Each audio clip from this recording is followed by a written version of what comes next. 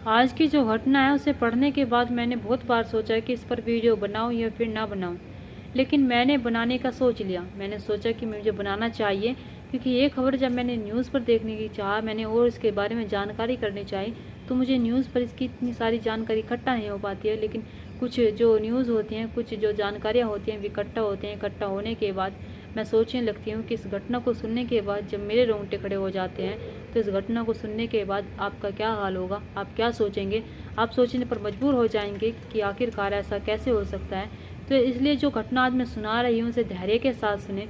उसे सुनने के बाद अपने होशो आवाज़ से काम लें।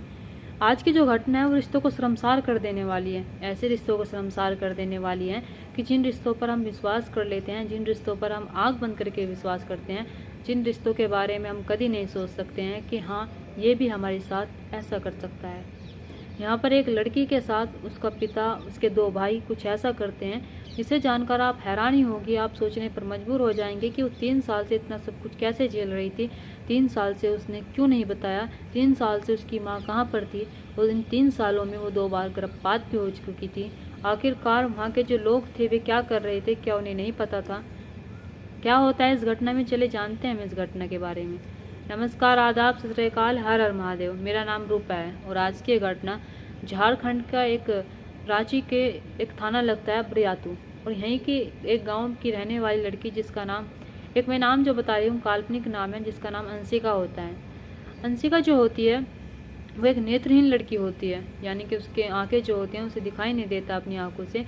अंशिका के परिवार में उसकी माँ होती है, उसका पिता जिसका नाम लल्लन होता है, उसके 2 भाई होते हैं, जिनमें सबसे बड़े का नाम अजय होता है, छोटे का नाम शिवम होता है। यानी कि माँ बाप भाई सब थे। बहन जो थी अकेली थी, यानी कि 2 भाइयों के बीच एक बहन होती है, और वो भी ऐसी होती है कि शायद भगवान ने उसकी किस्मत में ऐसा ही लिखा हुआ था। माँ जो होती है अपनी बेटी का बड़े अच्छे से ख्याल रखती है। पिता जो होते हैं वह भी अपनी बेटी का बहुत अच्छे से ख्याल रखते हैं। भाई जो होते हैं वे भी अपनी बहन का बहुत अच्छे से ख्याल रखते हैं।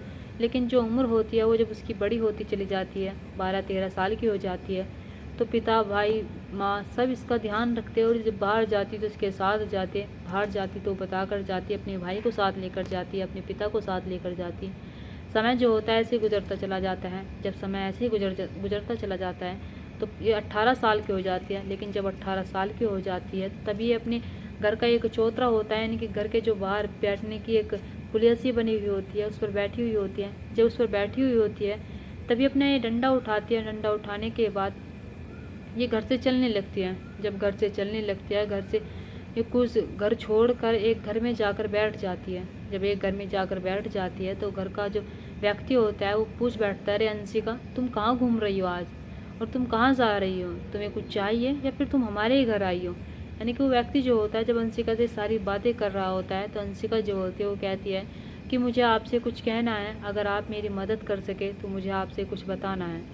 तो व्यक्ति जो होता है वो कहता है कि मैं तो मदद करने के लिए तैयार हूँ, तुम बताओ आज तुम्हारे परिवार के लोग कहाँ हैं, तुम्हारी माँ कहाँ है, तुम्हारे पिता कहाँ हैं, तुम्हारे 2 भाई कहाँ हैं, क्या वे घर पर नहीं हैं। तो जो अंशिका होती है वो कहती है कि सब घर पर हैं, लेकिन मैं आपसे कुछ बताना चाहती हूँ। तो व्यक्ति जो होता है वो कहता है कि ठीक है, अच्छा बता देना, लेकिन घर के अंदर तो आ जाओ, घर के अंदर आने के बाद बता देना, आराम से बता देना। अगर तुम्हें घर में ठहरना है तो ठहरो, अगर तुम्हें कहीं मेरे साथ चलना है तो मैं तुम्हारे साथ चलने के लिए तैयार हूँ।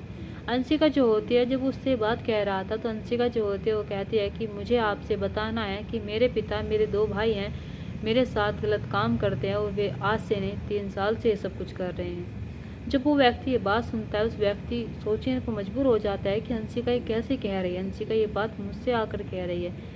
तभी वो अपनी पत्नी को लेकर आता है अंदर से। पत्नी को लेकर आने के बाद वो अंशिका के पास बैठाता है। पास बैठाने के बाद जो उसकी पत्नी होती है वो अंशिका को हाथ में हाथ देती है और कहती है कि बेटा क्या हुआ, तुम क्या कह रही हो। अंशिका जो होती है वो कहती है कि मैं सही कह रही हूँ, मेरे साथ मेरा पिता और 2 भाई जो हैं गलत काम करते हैं, और मेरी माँ मेरा 2 बार गर्भपात भी करवा कर आ गई है।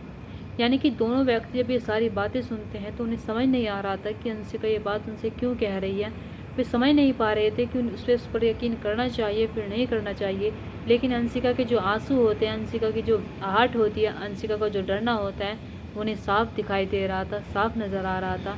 तभी ये दोनों व्यक्ति जो होते हैं, यानी कि पति पत्नी जो होते हैं, अंशिका को लेते हैं, और लेने के बाद अंशिका को पुलिस स्टेशन ले जाते हैं। और पुलिस स्टेशन ले जाने के बाद वहाँ पर उसे थाना प्रभारी जो होता है, जिसका नाम मनोज कुमार होता है, उसके सामने बैठाते हैं और बैठाने के बाद कहते हैं कि साहब, ये बच्ची तुमसे कुछ कहना चाहती है, ये बच्ची अपने अल्फाज रखना चाहती है।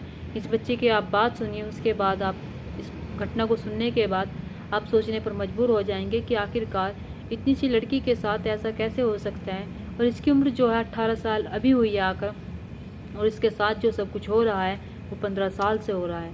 थाना प्रभारी जो होते हैं मनोज कुमार भी कहते हैं कि क्या हो रहा है इसके साथ 3 साल से, मैं जानना चाहता हूँ। इधर जो यानी कि अंशिका होती है, वो उसे कुछ दिखाई नहीं दे रहा था, लेकिन कुर्सी बैठी हुई होती है। कुर्सी पर जब बैठी हुई होती है तो थाना प्रभारी जो होते हैं उससे पूछताछ करते हैं और कहते हैं कि बेटा, तुम्हें डरने की कोई ज़रूरत नहीं है, तुम हमसे बताओ, हम तुम्हें इंसाफ ज़रूर दिलाएंगे। और 3 साल से तुम्हारे साथ क्या हो रहा है, और हमें एक एक घटना जाननी है, हमें एक एक बात जाननी है। तुम हमसे कुछ मत छुपाना, तुम्हें हमें एक एक बात बतानी है। अंशिका जो होती है वो कहती है कि साहब, मेरे पिता, मेरे 2 भाई मेरे साथ गलत काम करते हैं।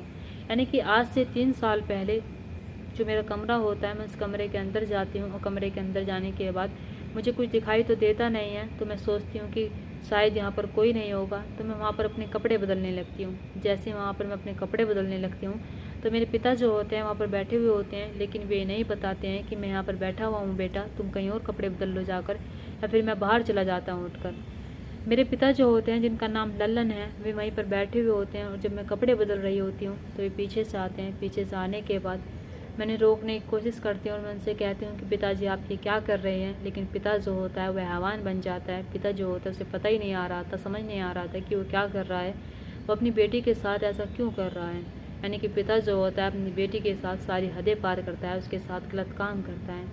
जब बेटी के साथ ये सब कुछ हो रहा था तो शायद उसके जो 2 भाई होते हैं वे देख लेते हैं, और जब उसे देख लेते हैं तो उस टाइम पर तो वे 2 भाई जो होते हैं वो कुछ नहीं करते हैं, लेकिन लड़की जो होती है वो सोचने लगती है कि मुझे अपने भाइयों को बताना चाहिए, अपनी माँ को बताना चाहिए, फिर नहीं बताना चाहिए।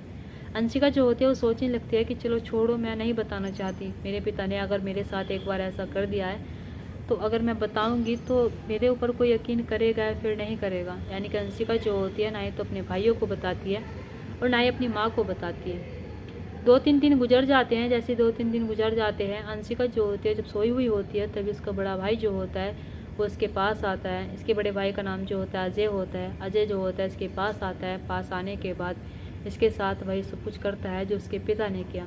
यानी कि लड़की जो होते हैं यहाँ भी अपने भाई से कुछ कहने की कोशिश कर रही थी, लेकिन भाई जो होता है इसकी आवाज़ निकलने नहीं देता है। यानी कि अब ऐसे ही दूसरा भाई जो होता है, 2-3 दिन गुजरते हैं, वो फिर उसके साथ वही सब करता है। यानी कि भाई पिता जो होते हैं वे उसके साथ पहले से ही सब कुछ कर चुके थे। छोटा भाई जो होता है वो भी उसके साथ गलत काम करता है। जब ये तीनों इसके साथ गलत काम कर लेते हैं तो ये सारी बातें जो होती है वो अपनी माँ को जाकर बताती है। अपनी माँ से कहती है कि माँ, मेरे साथ मेरा भाई और मेरे जो पिता हैं गलत काम करते हैं, और उन्होंने मेरे साथ गलत काम कर लिया है। माँ जो होती है वो कहती है कि सारी बातें किसी को मत बताना, नहीं तो हमारी बदनामी हो जाएगी और लोग हमारे बारे में क्या सोचेंगे। यानी कि माँ जो होती है वो उसे चुप करा देती है। उस टाइम पर उसकी उम्र जो होती है अंशिका की वो 15 साल होती है, और जब उसे चुप करा देती है तो अंशिका जो होती है वो किसी से कह नहीं पाती है, किसी को बता नहीं पाती है। दिन जो होते हैं ऐसे गुजरते चले जाते हैं। जब जब उसके पिता का मन किया करता था, पिता जो होता था अपनी बेटी के साथ गलत काम करता। जब जब भाई का मन करता तो भाई करता। और एक बार ऐसे ही गर्भपात हो जाती है। जब गर्भपात हो जाती है तो अपनी माँ से बताती है। माँ जो होती है उसे दवाइयाँ ला कर देती है, और जब दवाइयाँ ला कर देती है तो वो दवाइयाँ खाती। अंशिका जो होती है वो बताती है कि उस दवाइयों से मुझे बहुत दर्द होता था। उन दवाइयों को लेने के बाद मुझे चक्कर आते थे। उन दवाइयों को लेने के बाद मेरी हालत जो होती थी बहुत ख़राब हो जाती थी। मैं उन सबको सहन कर लेती हूँ। सहन करने के बाद सोचने लगती हूँ कि शायद अब इस बार कुछ नहीं होगा, अब इस बार ये कुछ नहीं करेंगे। लेकिन वे तीनों जो होते हैं अपनी हरकतों से सुधरते नहीं हैं। वे तीनों जो होते हैं फिर से मेरे साथ ये सब कुछ करने लगते हैं, और फिर से एक बार दोबारा गर्भवती हो जाती हूँ। और जब दोबारा गर्भवती होती हूँ तो मेरी माँ जो होती है फिर से गोली ला कर देती थी। गोली लाने से फिर से मेरे साथ वही सब कुछ हो रहा था। यानी कि 3 साल गुजर जाते हैं। इन 3 सालों में मेरे पिता, मेरा भाई, 2 भाई ऐसा करते रहते हैं। जब मैं 18 साल की होती हूँ और अब मुझे समझ आता है कि मुझे ये सब कुछ नहीं झेलना चाहिए, क्योंकि जब मैं झेल रही थी तो मुझे समझ नहीं आ रहा था कि मैं ये सब कुछ क्यों झेल रही हूँ। मेरे नेत्रहीन का यानी कि मेरी आंखों की रोशनी नहीं है, तो इस वजह से मेरे पिता भाई जो हैं मेरा फ़ायदा उठा रहे हैं। इधर माँ जो होती है वो ये कहती है कि बाहर किसी को पता नहीं लगना चाहिए, हमारी बदनामी हो जाएगी। माँ को सब कुछ पता होता है, लेकिन माँ जो होती है एक शब्द नहीं निकालती अपने मुँह से। जब पुलिस वाले सारी बातें सुनते हैं तो पुलिस वालों को यकीन नहीं हो रहा था कि एक बेटी के साथ एक पिता ऐसा कैसे कर सकता है, उसका भाई ऐसा कैसे कर सकता है। थाना प्रभारी जो होते हैं मनोज कुमार, उन्हें बहुत गुस्सा आता है, और जब गुस्सा आता है तो पुलिस वालों को उनके घर भेजा जाता है। घर भेजा जाने के बाद वहाँ पर जो पिता होते हैं, 2 भाई होते हैं और माँ को समेत सबको गिरफ्तार किया जाता है। और सबसे गिरफ्तार करने के बाद इन सबको जेल में डाल दिया जाता है, क्योंकि इनमें से कोई सा भी कम नहीं होता है। इनमें से सब के सब जो होते हैं ऐसे होते हैं। और जब इनसे पूछताछ की जाती है तो शायद इनसे जवाब नहीं बन पा रहे थे, ये बता नहीं पा रहे थे। इधर जो अंशिका का मेडिकल कराया जाता है, मेडिकल में भी शायद ये बात आती है कि हाँ, उसके पिता और भाई जो होते हैं उसके साथ ये सब कुछ कर रहे थे, उसके साथ इतने 3 सालों से ये सब कुछ कर रहे थे। क्योंकि एक बेटी कभी भी अपने पिता और भाइयों के बारे में ऐसा नहीं कहेगी कि हाँ, उसके पिता और भाई उसके साथ गलत काम कर रहे हैं। उसकी माँ उसका 2 बार गर्भपात करा चुकी है। यानी कि पुलिस वाले जो होते हैं उन्हें भी यकीन नहीं हो रहा था उस लड़की पर कि हाँ, वाकई में उसके साथ ये सब कुछ हो रहा होगा। लेकिन जैसे ही वे उस लड़की के आंसू देखते हैं, उस लड़की की आहट देखते हैं, उस लड़की का जो दर्द होता है वो सुनते हैं, तो वाकई में ऐसा लग रहा था कि हाँ, उस लड़की के साथ ये सब कुछ हुआ होगा। पुलिस वाले जो होते हैं अपनी इन्वेस्टिगेशन करते हैं, उन सबको गिरफ्तार करते हैं। आगे भी इन्वेस्टिगेशन करेंगे, जिस सज़ा के काबिल हैं वे, उन सबको सज़ा मिलेगी। यहाँ पर किसकी गलती होती है? यहाँ पर संशिका की गलती होती है, जो बेचारी नेत्रहीन होती है, जो देख नहीं पाती थी, जिसे पता ही नहीं था कि उसके पिता और उसके 2 भाई उसके साथ कुछ ऐसा भी कर दे सकते हैं। इधर वो सारी बातें अपनी माँ को बताती है, लेकिन माँ जो होती है वो बदनामी के डर से किसी को पता ना लग जाए, अगर ये बात बाहर जाएगी तो क्या होगा, वो ये बात कहकर बात दबा लेती है। यानी कि माँ के सामने ये सब कुछ हो रहा था। माँ जो होती है वो एक शब्द भी अपने मुँह से नहीं निकालती है, और जबकि अपनी बेटी का 2 बार गर्भपात भी करा चुकी होती है। इधर जो अंशिका होती है, अगर वो 18 साल होने के बाद उस परिवार के पास ना जाती, उस घर पे ना जाती, तो शायद आज भी ये केस जो होता है नहीं दबा रहता। आज भी अंशिका के साथ यही सब कुछ हो रहा होता।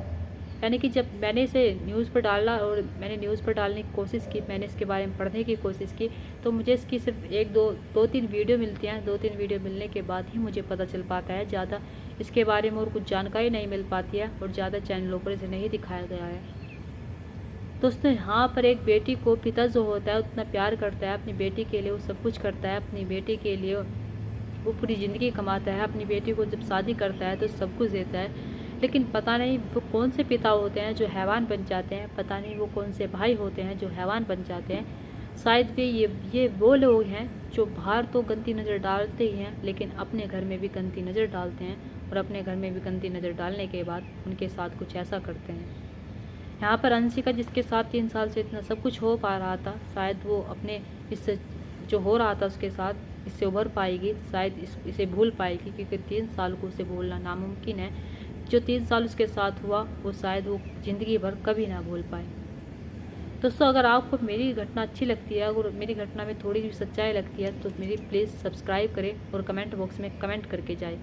और मेरी जो सारी घटनाएं होती हैं ये सच्ची होती हैं, लेकिन बताने का तरीका जो होता है वो मेरा थोड़ा सा स्टोरी टाइप में हो जाता है, लेकिन सारी जो घटना होती है वो न्यूज़ ही होती है। दोस्तों, इस कहानी और घटनाओं को सुनाने का मकसद मेरा आपका दिल दुखाना नहीं था, आपको परेशान करना नहीं था, आपको घटना के बारे में बताना था, आपको सचेत करना था। आप अपने परिवार के साथ खुश रहिए। नमस्कार।